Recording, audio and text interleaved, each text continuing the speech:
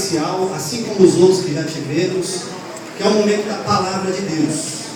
O pastor Jean disse que já falou bastante ontem, hoje de manhã por 2 vezes, aí ele falou assim, então permitiu o Júnior pregar hoje no grupo C, eu fiquei muito feliz que eu posso pregar. Então eu quero convidar você a abrir sua Bíblia no Salmo 23. Hoje é o nosso culto de ceia, é o culto onde comemoramos o sacrifício de Jesus Cristo por nós. É o dia em que podemos sentar à mesa com o Senhor e com os irmãos. Podemos comungar desse momento, desta lembrança que Jesus nos deixou. Pare para pensar uma coisa. Imagine um grande amigo seu que vai fazer uma viagem e vai voltar muito tempo depois. E ele deixa para você como lembrança um relógio muito precioso.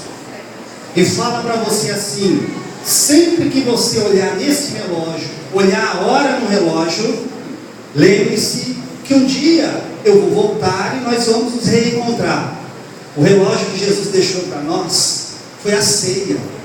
Todas as vezes que participamos, lembramos da vinda dele até que ele volte. Por isso que é um dia maravilhoso, o dia da ceia do Senhor. Eu quero ler um texto que é muito conhecido nosso, que é o Salmo número 23, que diz assim: o Senhor é o meu pastor, nada me faltará. Deitar-me faz em verdes pastos, guia-me mansamente a águas tranquilas, refrigera minha alma, guia-me pelas veredas da justiça, por amor do seu nome. Ainda que eu andasse pelo vale da sombra da morte, não temeria mal algum, porque tu estás comigo. A tua vara e o teu cajado me consolam. Preparas uma mesa perante mim, na presença dos meus inimigos. Unges a minha cabeça com óleo, o meu cálice transborda. Certamente que a bondade e a misericórdia me seguirão todos os dias da minha vida, e habitarei na casa do Senhor por longos dias, para todos sempre. Eu quero frisar o Salmo 23, verso 1, que diz: o Senhor é o meu pastor, nada me faltará. Curva a tua cabeça, em nome de Jesus. Pai querido, estou aqui na tua presença agora, pedindo a tua graça sobre mim, sobre cada um dos teus filhos que aqui estão. Não porque sou eu, meu Pai, mas porque nós necessitamos da tua voz.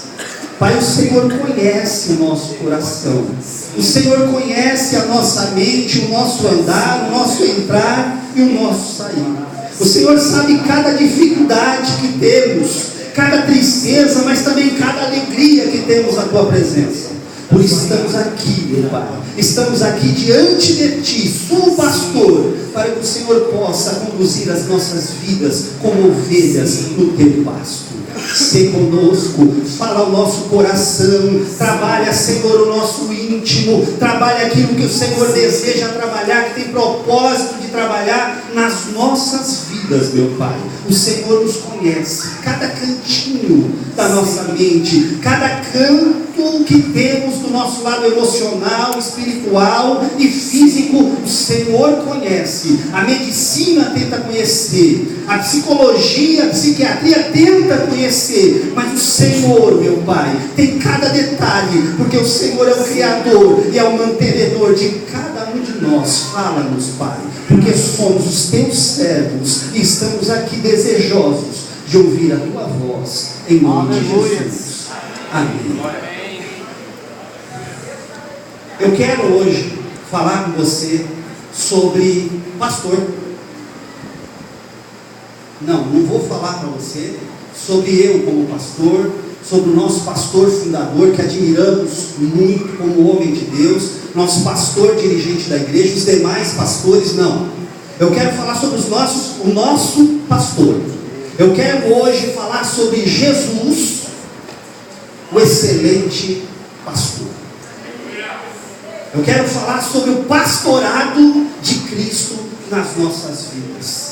Estava conversando com o Fred até esses dias atrás, e eu estava falando que quando eu falo com a Sil também hoje, conversando com a minha esposa, Eu falei o tanto que eu cheguei doente aqui nessa igreja alguns anos atrás, há 9 anos atrás mais ou menos, que a maneira como fui recepcionado, o pastor Paulo, a maneira que nos recepcionou, o tanto que eu vim doente com esta questão de ser pastoreado, e o tanto que Deus me ensinou nesse local, o tanto que Deus trabalhou a minha vida, e hoje eu aceito o pastorado de Cristo através do pastorado dos meus irmãos. Eu quero hoje falar com você que tem essa dificuldade no pastorado, não pastores em si que tem a dificuldade, mas você de ser pastoreado. Eu quero falar para você sobre o sumo pastor, aquele que ajuda você a se colocar como ovelha no pasto dele, aquele que ajuda você a entender que você depende da condução dele. Eu quero falar sobre Jesus, excelente pastor. Talvez você tenha se decepcionado com pessoas, porque você tem esperado o pastorado apenas de pessoas. Mas eu quero hoje fazer com que você perceba que o nosso olhar deve estar em Cristo. Não vamos aceitar qualquer coisa com isso, mas o primeiro olhar nosso, o primeiro foco nosso é o Senhor Jesus. Para começar, o texto já inicia falando assim: o Senhor é o meu pastor. Jesus é o pastor. O salmista Davi já começa assim. É como se ele estivesse dizendo assim: mesmo quando não reconhecem ele como pastor, ele permanece pastor. Mesmo que o mundo inteiro dissesse: eu não aceito o pastorado de Jesus, mesmo assim isso não tiraria a autoridade pastoral dele. Mesmo, irmãos, diante de muitos maus pastores, principalmente hoje que estão espalhados pela televisão, mesmo estes maus pastores, não estou falando de todos que estão na televisão, não estou reclamando do pastorado televisivo, estou falando de alguns que dão maus exemplos. Mesmo diante disso, questionando esses pastores, o Senhor Jesus Cristo mostra para nós que Ele quer ser o nosso sumo pastor. Porque eu sei, irmãos, o tanto que às vezes nos decepcionamos com pessoas. E olha só que interessante, Deus me deu essa mensagem hoje para falar com você que está com o coração machucado, que está com dificuldade de comungar na igreja, que está com dificuldade de amar o teu irmão, amar a tua liderança. E eu quero falar para você: comece a amar mais a Jesus Cristo, amar mais o pastorado dele sobre a tua vida, e você vai entender que o sumo pastor é perfeito, mas que os demais são apenas pessoas pastoreadas pelo Senhor Jesus. Seria propício no dia de ceia, porque Jesus, quando instituiu a ceia, ele mostra ali que ele reparte o pão, ele dá o vinho, e ali ele deixa os pastores como símbolo daquele que vai repartir o pão com a igreja. Pastor é aquele que gera proteção. Por isso que Davi, quem deveria escrever esse salmo era Davi mesmo. Por isso que é um salmo de Davi, porque ele era pastor de ovelhas. Ele era um pastor, é claro, né? Aqui nós diríamos que nordestino, daqueles cabra macho. Mas nós diríamos assim: aquele lá era aquele pastor cabra macho da época. Ele era tão dedicado ao pastorado dele, que ele mesmo disse que uma vez um urso tentou pegar as ovelhas dele e matou o urso. E o é interessante que fala que um leão tentou pegar as ovelhas, gente, rasgar um leão no meio, rapaz. Ele rasgou um leão no meio. Olha que coisa maravilhosa. Pastor é aquele que gera em nós proteção, segurança, cuidados. Isso mostra que, como ovelhas, somos frágeis. Sabe qual foi a minha maior dificuldade no dia de ser pastoreado por Jesus? Eu não me senti frágil. Eu não perceber a minha fragilidade, a minha pequenez. Sabe qual é o problema nosso, às vezes, quando Jesus tenta nos pastorear? Quando a gente acha que não necessita desse pastorado de Cristo, desse cuidado do Senhor. A gente começa a colocar a mão diante da de Deus e fazer as coisas por nós mesmos. E lendo esse texto, eu percebo que o Davi, ele fala sobre sermos totalmente dependentes do Senhor. Eu quero te fazer algumas perguntas para que você reflita. Você se considera como ovelha? Veja que quando eu pergunto isso, quando eu me perguntei isso, eu quis me perguntar assim: eu me considero frágil, dependente do Senhor Jesus? Ou eu acho que eu já estou acima da carne seca? Será que eu consigo entender esta necessidade do pastorado de Cristo? Você está precisando do pastor dos pastores? Você percebe que você é uma ovelha que precisa do cuidado dele? Você percebe o tanto que você necessita daquele que pode mudar até a tua visão sobre o pastorado das pessoas e o teu próprio pastorado? Você percebe o tanto que você necessita de Jesus, o excelente pastor? Você está disposto a receber Jesus como pastor da sua vida? Eu não estou falando para você só que veio aqui a primeira vez, que ainda não aceitou Jesus. Foi você que já serve também.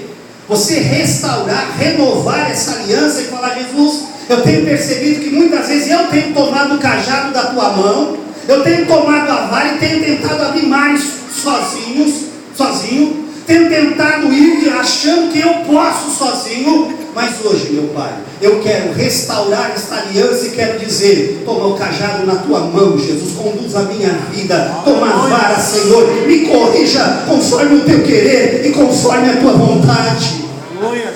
Pastor Jean, sendo usado por Deus aqui hoje, nesta manhã, ele disse algo interessante sobre, às vezes, tem pessoas que quando tomam, às vezes, uma chamada de atenção, até com a palavra, fica mais chateado.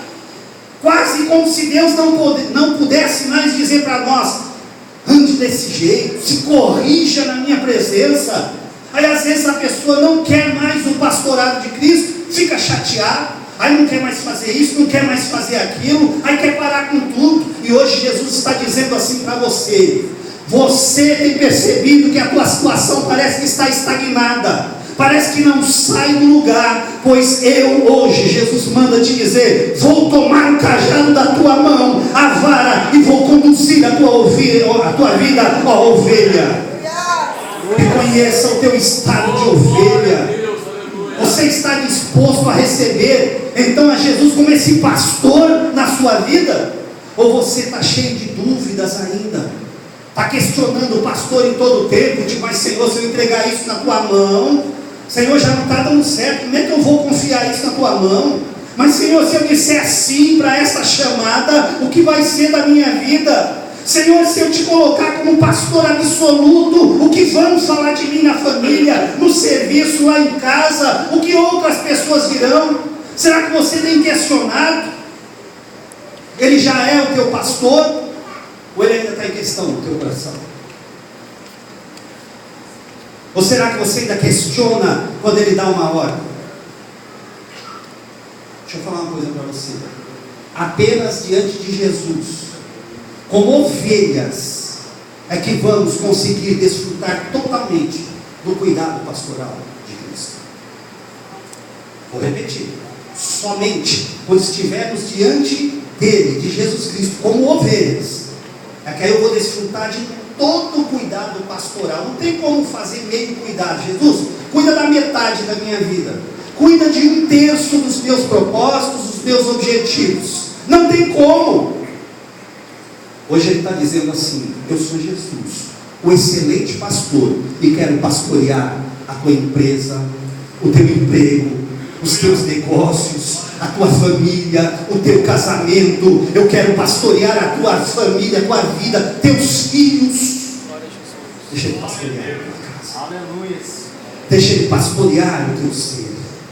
Basta reconhecermos a nossa dependência de Deus, para que ele possa nos proteger como pastor. Mas para isso eu tenho que reconhecer, eu tenho que viver. Não adianta eu ler o Salmo 23, não adianta eu deixar o Salmo 23 aberto lá na minha casa, como se fossem sair mágicas do Salmo, e não viver o Salmo do pastor. Não adianta. eu conhecer o salmo do pastor, mas não viver com o pastor do salmo? Por que precisamos do pastorado de Jesus? Por que eu preciso de Jesus como meu pastor? Por que eu preciso dele me conduzindo? Eu respondi de duas formas, olhando pela Bíblia. Duas razões. Por que eu preciso? Por que você precisa do pastorado de Jesus? Primeiro lugar, já vou explicar a frase, tá? Preciso do pastorado de Jesus, em primeiro lugar, porque perdão não é colheita. Já vou explicar. Primeiro, preciso que ele me pastoreie, porque o perdão dele não é a colheita pelo meu erro. Alguém aqui peca? Só eu? Amém. Pensei que só eu errava. Quando erramos e reconhecemos o nosso estado de ovelha e dependência, aquela pessoa que é consciente da existência de Deus, da presença de Jesus, a primeira coisa que faz é correr aos pés dele e pedir perdão. O resultado de pedir perdão, olha que coisa maravilhosa, é Deus chegar lá e falar: tá, eu não vou retribuir, ele não vai retribuir. Só que o perdão não é a colheita por aquilo que você fez. Já você vai entender o que eu estou falando. Vamos pensar aqui no Salmo 23 agora, o Salmo de Davi.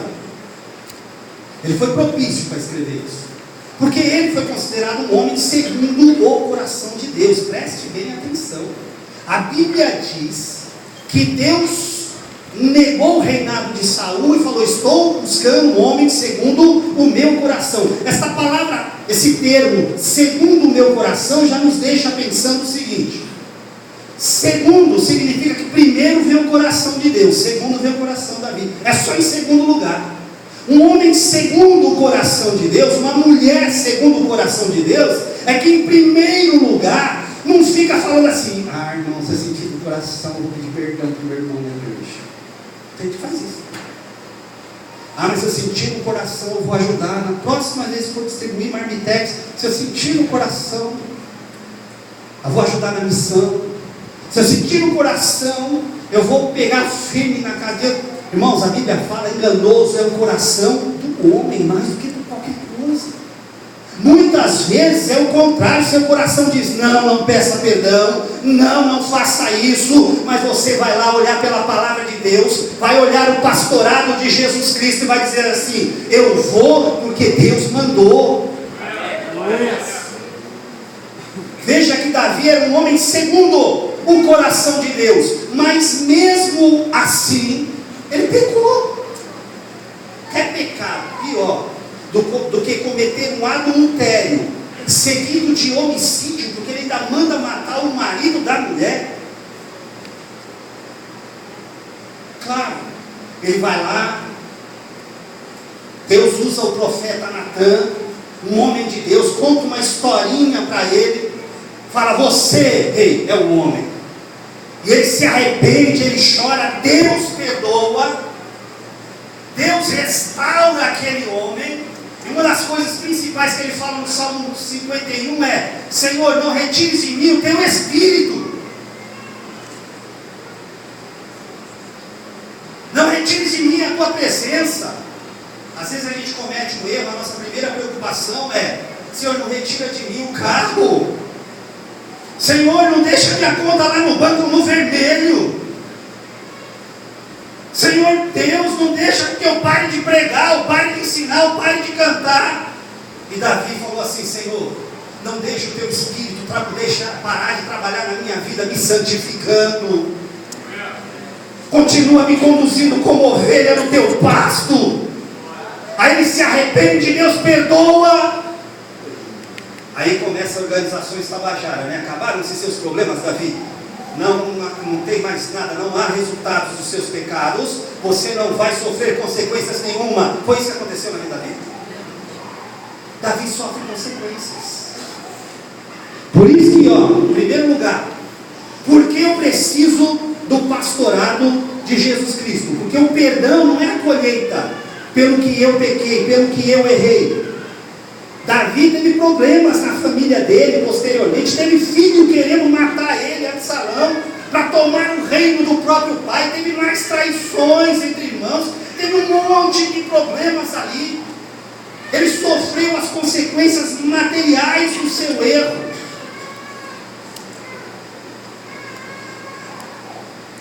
Onde esse texto está querendo nos levar? Pense uma coisa, através da experiência de Davi, concluímos então que o perdão não é a colheita, ou seja, pecado mais arrependimento não é a mesma coisa que perdão sem consequências. Aí você fala, João, por que você está me dizendo isso? Porque foi você que esses dias atrás, orando a Deus, disse, Senhor, mas parece que o Senhor não me perdoou daquele meu erro, parece que eu estou sofrendo as consequências daquilo que eu fiz, parece que as coisas estão se juntando, e eu estou aqui colhendo essas coisas todas, e Deus hoje está dizendo assim, eu te perdoei, eu te remi, eu te restaurei, mas quem planta abacaxi não pode colher mamão. Aí talvez você pense assim, então não há vantagem em arrepender, não há vantagem em receber perdão. Lá em Gálatas, no capítulo 6, versículo 7, o apóstolo Paulo diz assim, não vos enganeis, de Deus não se zomba, com Deus não se brinca, pois aquilo que o homem semear, aquilo que o homem plantar, isso também ceifará, isso também vai colher. Ou seja, se eu planto coisas ruins, eu vou colher algumas coisas disso. Então o pecado mais o arrependimento gera consequências com perdão. Qual é a vantagem então? Primeira vantagem, quando você está assistindo jornal e você olha os políticos do nosso país, você observa tudo sendo provado, que eles foram lá, enfiaram a mão no dinheiro, usaram o dinheiro, fizeram aquela bagunça com o dinheiro público, você sabe que foi provado. Aí aparece eles lá com a cabeça baixa, com algeminha, aí andando assim, com a cadeia muito especial, onde comem tudo do bom e do melhor lá. Aí você fica ali meio que pensando, há justiça ou não há justiça? Daqui a pouco um habeas corpus, alguma coisa, o camarada é liberado, prisão domiciliar. Aí você vê o camarada lá, ainda usando daquilo que ele usufruiu, do nosso dinheiro. Aí quando você olha tudo aquilo, você pensa o quê? Parece zombaria. Parece que a lei é bonita no papel, mas não sai do papel, não é? Deixa eu te falar uma coisa, Talvez você esteja olhando para a tua situação agora e falando assim, mas Senhor, essa surra parece que doeu que o Senhor deu. Senhor meu Deus, parece que o que o Senhor me falou, o Senhor está falando, parece que está doendo um pouco. Lembra que eu falei do apóstolo Paulo falando aos Gálatas no capítulo 6, verso 7? De Deus não se zomba, senão vira zombaria. Creia, você serve ao Deus Altíssimo e Santo. Ele não gosta de brincar com pecado, mas Ele ama a mim e a você quando pecamos. Ele apenas faz a correção porque Ele fala, eu quero você perto de mim, eu quero te dar um banho, eu quero te restaurar. Eu não amo o teu pecado, mas eu amo a tua vida. Glória a Deus. Glória a Deus.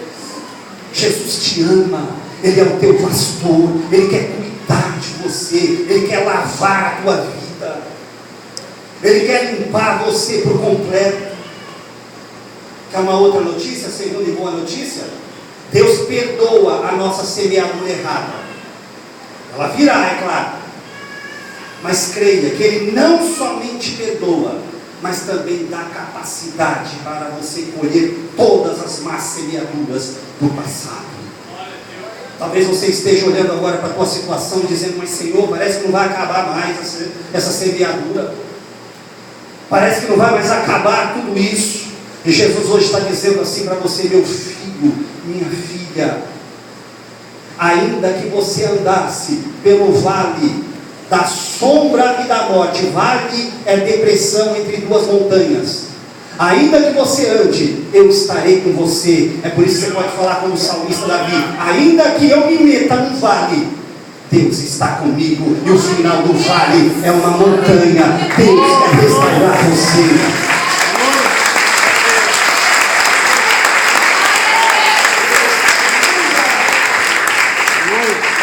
Sabe por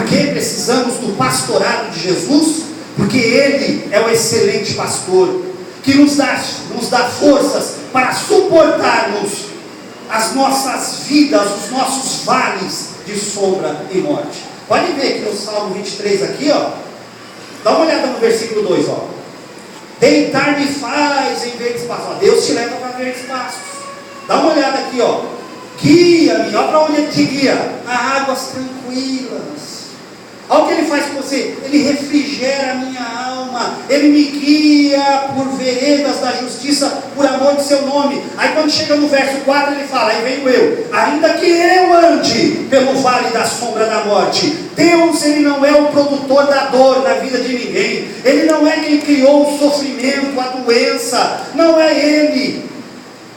Mas Deus também não desperdiça a dor e o problema que você está passando. Ele vai usar esta tua situação para a honra e a glória dEle e para a tua experiência na presença de Deus. Sabe por que você precisa de Jesus como pastor? Porque perdão não é colheita.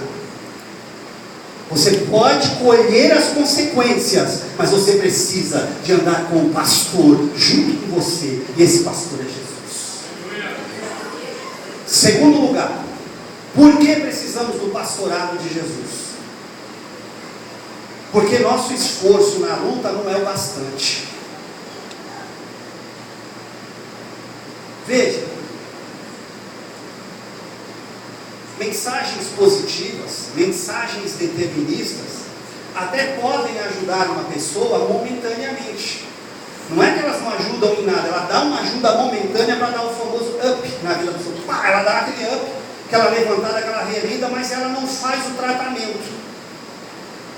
E às vezes a gente acha que só com injeções de ânimos, tipo a gente acordar, é só olhar. Teve um dia desse que eu não lembro quem chegou para mim e falou assim: eu todo dia que eu acordo, eu olho no espelho e falo, você é o cara, você vai vencer, saia daqui porque você vai vencer. Mas engraçado, eu atendo essa pessoa constantemente, porque ele é sempre depressivo.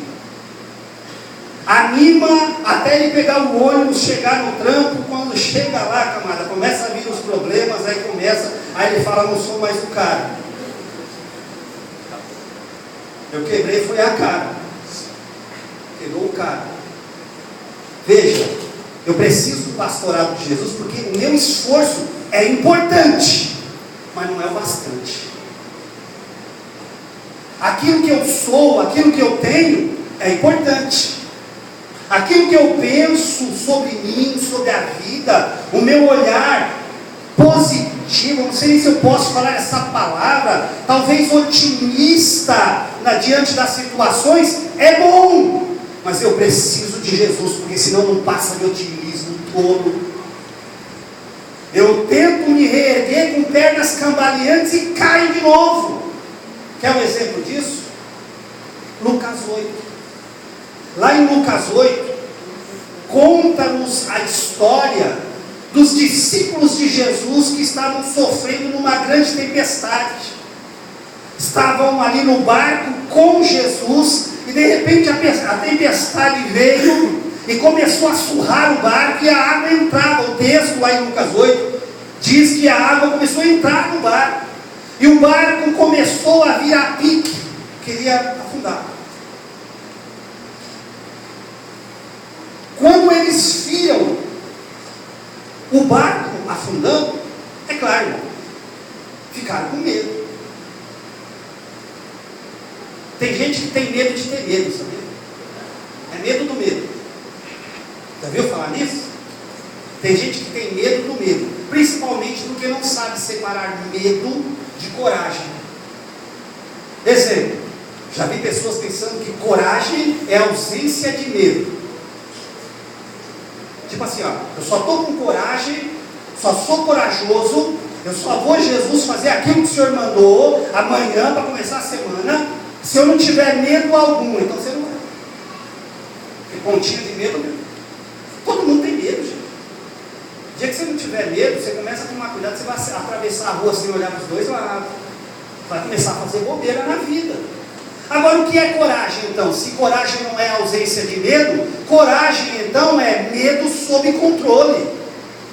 É você falar assim: Jesus, o Senhor mandou, Tá, pai, eu vou renunciar. Tá, Senhor, eu vou caminhar do jeito que o Senhor está mandando. Eu tenho medo, Senhor, porque tem muita coisa que eu tenho que renunciar. É muita coisa que eu vou deixar para trás. É muita gente que vai falar no meu ouvido. Aí você começa a ser sincero: Jesus, eu estou com medo, porque está entrando água no barco. Mas eu vou assim mesmo, Jesus, debaixo da tua palavra. Deus já não mandou você dizer. Deus já não disse que Ele é o pastor da tua vida e que Ele vai tomar conta do resto? Vá com medo mesmo, mas vá confiante no que Deus ordenou para você. Para e faça o que Deus está mandando. Será que você sente medo do que você está vivendo agora, nesse instante? Será que você tem visto a situação e tem falado: parece que meu barco vai afundar?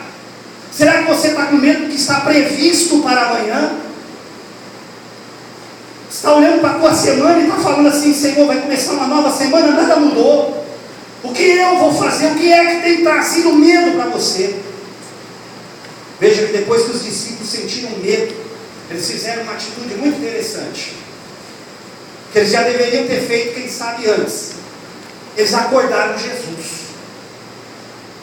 Aí quando eu pego esse texto, acordaram Jesus, eu fico pensando: o que ele estava fazendo dormindo? Aí eu fico pensando assim: eu tenho uma unção, irmãos, muito abençoada. É a unção do sono. A Sil fala que é assim. Ela está, e assim, quando ela come doce, ela fala à noite. Ela quer falar, ela quer conversar, e eu aí eu faço igual o Anderson falou: eu não compro, eu dou glória a Deus.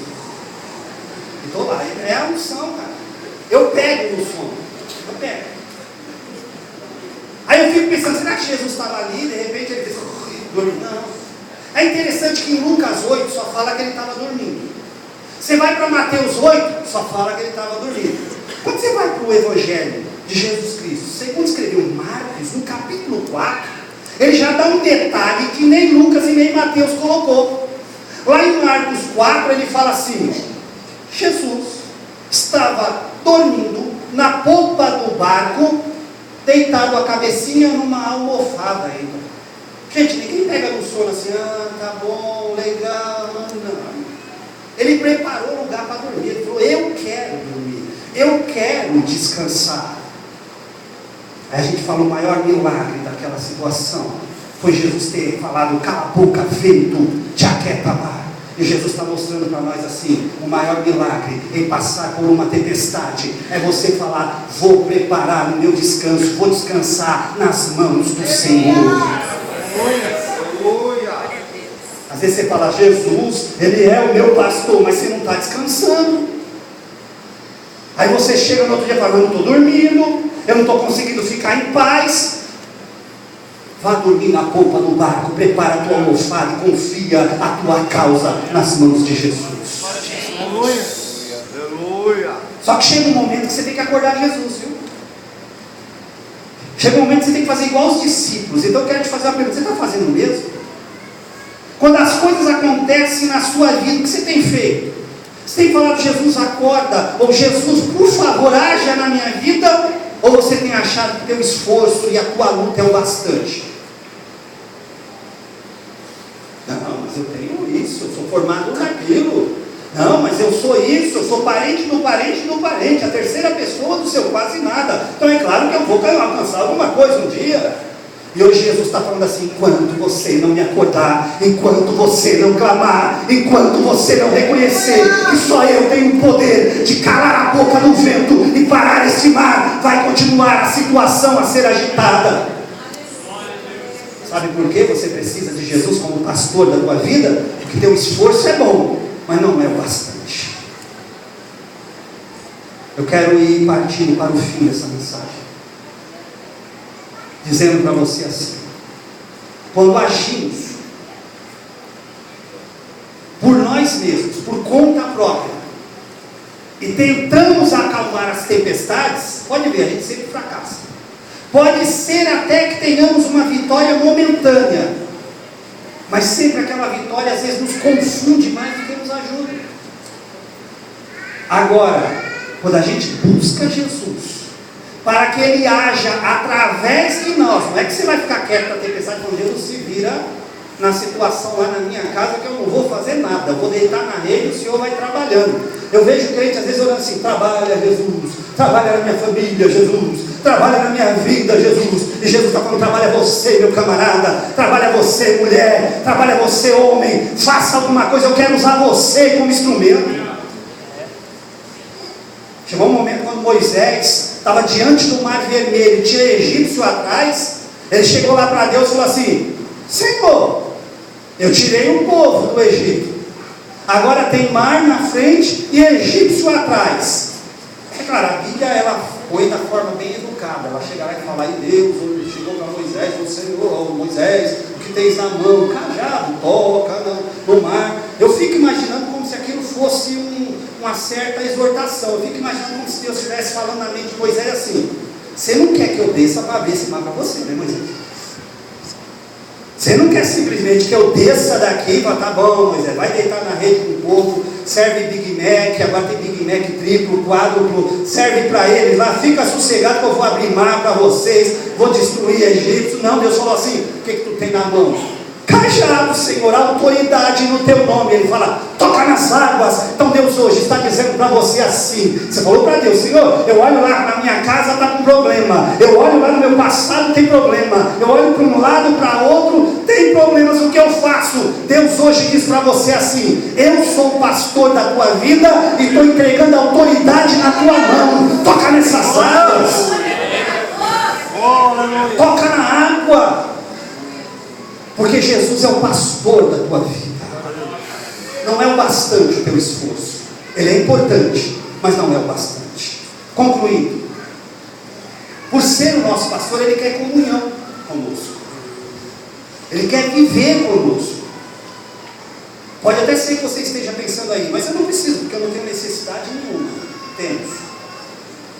Pelo menos em uma das 3 áreas da nossa vida a gente tem: ou na área espiritual, ou na área mental, emocional, que é a alma, ou na área física, ou às vezes nas 3 juntas.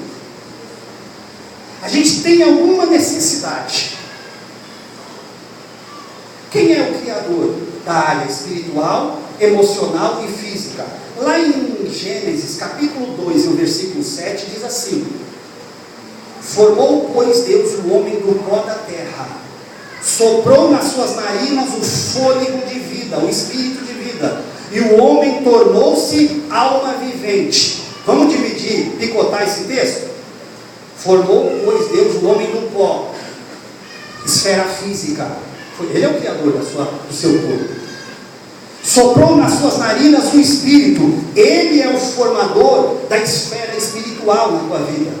E o homem tornou-se, o homem se conscientizou como alma, tornou-se alma vivente. Ele é o Criador, o formador do teu lado emocional, sentimental, da tua alma. Só o Criador tem o poder de controlar qualquer necessidade física, espiritual ou mental. Só Ele. Talvez você tenha buscado pessoas, e hoje Jesus está dizendo: eu sou o Criador, e eu posso manter você em paz, em equilíbrio. Para terminar, eu vou ler só o versículo 2 de novo, que diz assim: ó que Deus fala através de Davi. Davi, imagina que ele é pastor de ovelhas, então ele olha a ovelha dele e se sente ovelha de Deus.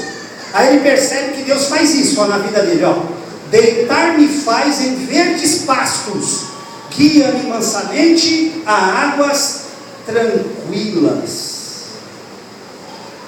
Faz quanto tempo que você não tem descanso físico, espiritual e mental?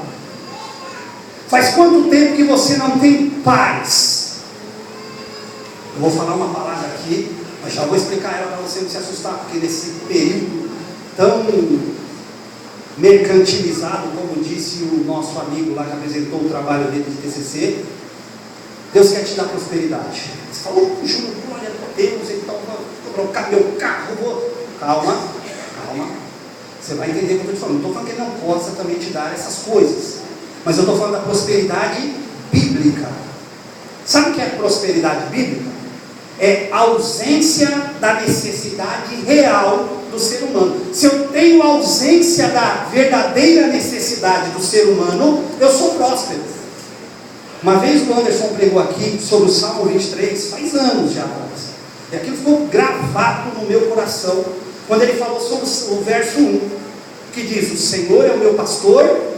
Aí não tem o E, ou é vírgula, ou é dois pontos, ou é ponto e vírgula, porque o E daria uma outra conotação para o texto. O texto diz: o Senhor é meu pastor, nada me faltará. Preste atenção numa coisa, você vai entender que você é próspero, e se ainda não é, Deus quer prosperar você hoje, entenda. Já pensou se essa parte final do versículo 1 tivesse, quem sabe lá, tivesse o versículo 7, aí só tem 6 versículos no teu salmo, né? Amém, então tá certo. Só tem 6 versos. Já foi procurar, né? Tem que procurar, dá uma olhada. Se tiver 7, tem alguma coisa errada. São 6 versículos o Salmo 23.